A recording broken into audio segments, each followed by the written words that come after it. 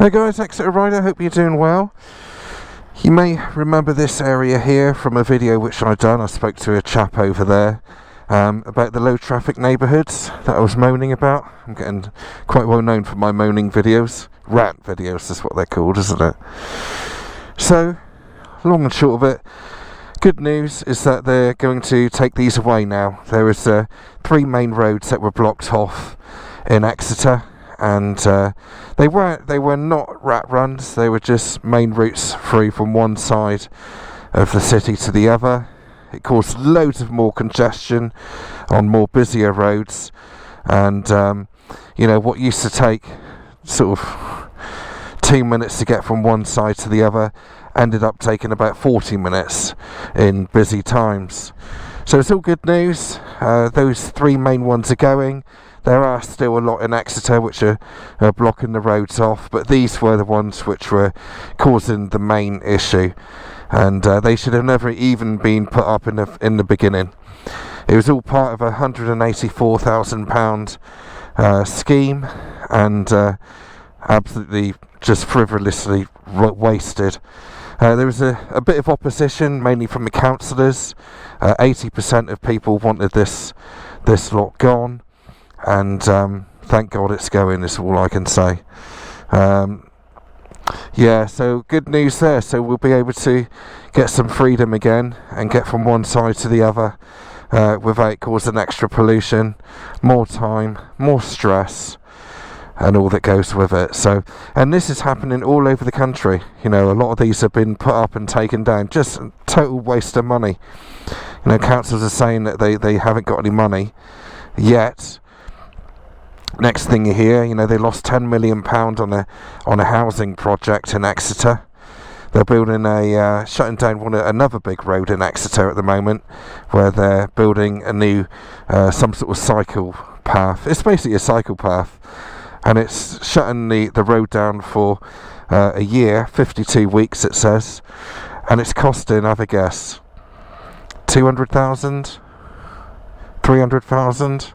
No, it's costing £1.8 million for this cycle path, which is connected to some other cycle paths, which again are not being used. So, you know, honestly, what the hell are they thinking? You know, it just doesn't make sense, does it? Same old story. Anyway, good thing is that they are now, they're going to be lifted now and taken away. Now, this happened about a week ago. We're still waiting for things to happen and for them to actually get their arse in gear and move them. I expect they might drag their heels a bit just to prove a point. And yeah, the ironic thing that this all came from the Haddock Committee, which is again is what an absolute waste of money that is as well. You know, I mean, that's given sort of 5 people quite a well-paid job. And again, it's just more wasted money after wasted money. Yet we're still permanently dodging potholes all the time and things like that. So this is one of the roads which gets very, very congested, certainly in busy times. From sort of one end to the other, it's just gridlocked all the way through here for about a mile, I would say. The gridlock is, and yeah, it doesn't move anywhere. But again, it's I don't know what these people are thinking. I mean, the head of the Haddock Committee, and well, 2 of them actually. One lived in London anyway, so why does he care? You know, he could say he cares all he wants. He doesn't give a monkey's. Why would he? If he lives up there, he can just come up with these silly decisions, and it's no impact on him, is it? So it needs to stop all that, you know, going into the office one day, coming up with some silly ideas, and then everybody else have to suffer it, and we're paying them wages as well. And the other chap, he was one of the main people who decided for this to go ahead, just disappeared, you know, throughout all the committees and all the consultations. Was not consultation at all. It was just people telling you, going to a meeting and telling us what they were going to do. So, which is absolutely pointless. There was no sort of backlash on it. They knew it was wrong. They knew what they were causing, and yet they still done it, which cut off the communities as well. A lot of people were feeling very isolated. People who struggled to get around, disabled people, etc. They really struggled to get through it as well. Get their the buses through that need to get them from one place to another. Taxi firms refused to take people from one side of the city to the other because of this situation as well.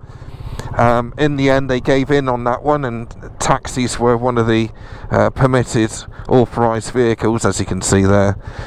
They were authorised in the end to go through there, but in the beginning they weren't, and they just literally just shut it off and said, we're not doing it. We're not going to charge, like that one there, we're not going to charge people a lot of extra money for 40 minutes stuck in traffic. So this is going to be the last one that comes down. There's a school down there. In school time, it can get gridlocked down there. But that's just the way it is, And what's happened is that when this road was shut off, people were parking in other places, if they were coming in by car, whether they lived outside the city or what, I don't know. Either way, if people need to use their cars or want to use their cars, then they should use their cars. That is the way I see it. And as I say, there's been some opposition, but not a lot. And most of it's from people who, ride bicycles. I got nothing against bicycle riders. I'm one myself. But the world has to keep moving. It has to keep moving.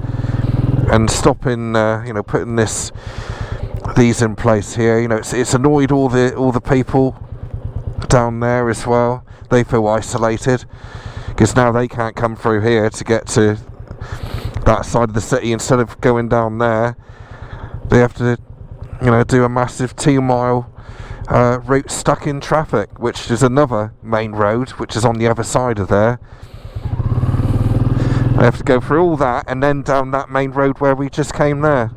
Crazy, absolutely crazy. But it keeps happening. Got the big election coming up soon. I don't know who to vote for. Part of me wants to vote Reform, but at the end of the day, it's either going to be blue or red, isn't it? Well, that's the fact of it.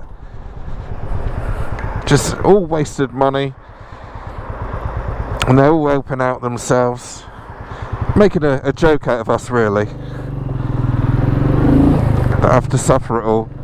They're not in the real world, are they, these people? So anyway, good news is that it's gone. Well, it's going anyway, so it's just a matter of the council getting their arse in gear.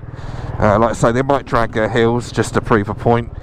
They did try and oppose it and try and overturn the decision. But I think there was 10 different boxes that they had to tick, and to make it a viable proposition, and they only ticked 2, and so it was basically a cut and shut case, really. So there you go. Exeter City Council, back to the parklet thing again. We're not going down that road, are we? Yeah, let's quickly go down there. They're closing all the public toilets now. They're pretty much all closed in Exeter, and yet we've got 2 parklets in the wrong places, and they're rubbish anyway. No one uses them.